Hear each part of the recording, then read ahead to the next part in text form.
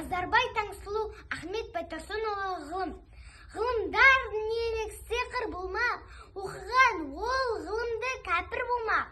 Зулатып, шариғатты шарт жүгініп, молдекең отырған мойын толғап. Сондықтан заман жүрек біздер шабан, артыңда ілезді алмай жүрміз заман. Күн сайын өзгеріліп, өнер артып, бәрі де бара жатыр алға таман. Заманның түлкі болса тазы болшақ деген сөз аятпенен бірдей маған. Алақтап, артымызға қарақ ұштап, жүргенде ақ озып ұзап кетті заман. Нәрсені түскенбеген өңде көрдік, соларды тапқан ғылым деміз жаман.